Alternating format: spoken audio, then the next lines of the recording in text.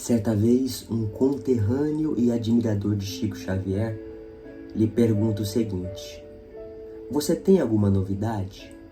Na intenção de que Chico dissesse se estava psicografando uma obra nova.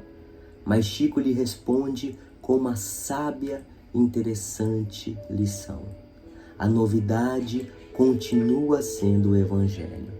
E Chico queria dizer que mesmo passados mais de 2000 anos da vinda de Jesus, o Evangelho é novo para todos nós que não conseguimos ainda vivenciar os ensinamentos de Jesus. Nós conhecemos através da memória, através do estudo, mas ainda está longe do nosso coração. Nós não conseguimos vivenciar as suas lições em sua plenitude. E sobre uma dessas novidades, eu venho trazer a intolerância religiosa. Na época de Jesus, os fariseus, pela intolerância ao ensinamento de Jesus, o crucificaram. E nós hoje não crucificamos os nossos irmãos, mas de forma mental nós os julgamos e condenamos por fazerem ou traçarem caminhos diferentes dos nossos. E é interessante porque há mais ou menos uns 2 a 3 meses, eu estava numa casa religiosa e lá havia uma livraria. E a minha filha de 4 anos, em meio a uma centena de livros, ela pega esse livro e fala: pai, compre esse livro vai ser para você. E eu senti naquele momento que ela não falava sozinha. Tinha ali uma energia divina. E eu comprei a obra e, de fato, vieram várias lições muito importantes para mim. Eu gostaria de compartilhar uma delas, que é sobre a intolerância religiosa. Porque na obra conta a história de Clóvis, o personagem que tem depressão. Ele frequentava uma casa religiosa com a sua esposa, mas a vida material, a correria, o fez se afastar. E depois ele conhece o Espiritismo.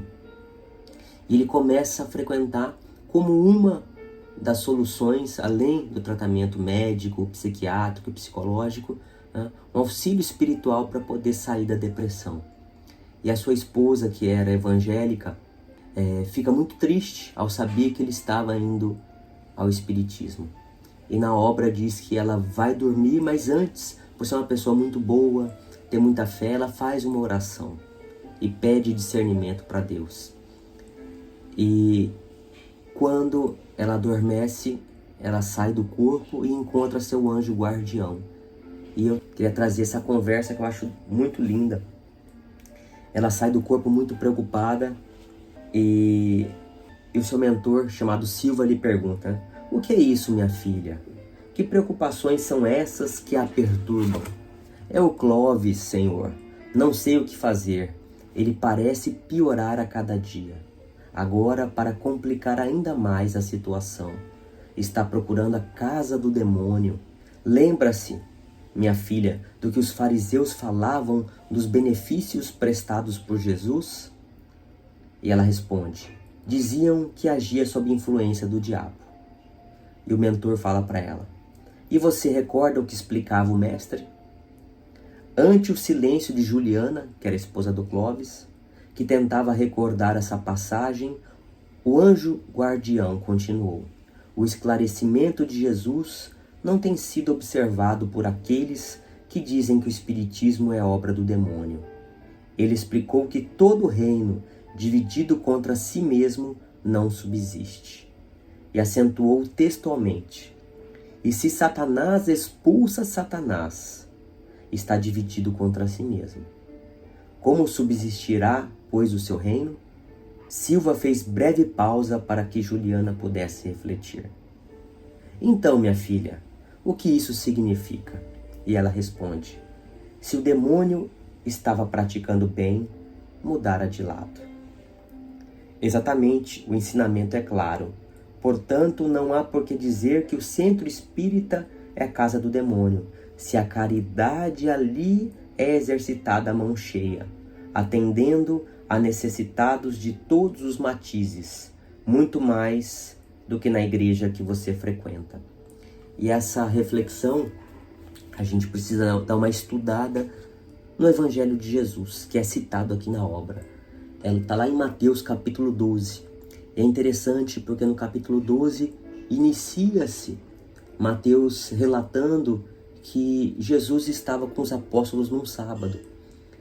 E eles, tendo fome, começaram a colher espigas de milho e a comer. E chegaram os fariseus e começaram a criticá-los porque não lhes era lícito fazer aquilo no sábado. E Jesus, na sua sabedoria, diz para eles assim: não se recordam de Davi, que também com os que o acompanhavam foram e se alimentaram dos pães da proposição? E os pães da proposição era um ritual judaico em que havia 12 pães que eram oferecidos a Deus. E eles continuam criticando Jesus e o seguindo, até que Jesus cura uma pessoa endemoniada. Está lá no versículo 22, 23. Aí no 24, os fariseus dizem: este não expulsa os demônios, senão por Beelzebu, príncipe dos demônios. Ou seja, Jesus havia curado uma pessoa endemoniada, e eles queriam tirar todo o valor e o mérito de Jesus, dizendo que ele era o próprio Satanás. E aí Jesus, percebendo a mentalidade e o que eles estavam querendo dizer, Jesus diz assim, todo reino dividido contra si mesmo é devastado, e toda cidade ou casa dividida contra si mesma não subsistirá. E aí ele diz a famosa frase: e se Satanás expulsa Satanás, está dividido contra si mesmo, como subsistirá, pois, o seu reino? Então, essa passagem, muitos de nós ignoramos, em que Jesus nos traz a reflexão da intolerância religiosa, né? E não aceitarmos os caminhos dos outros. Então, ele nos dá um norte.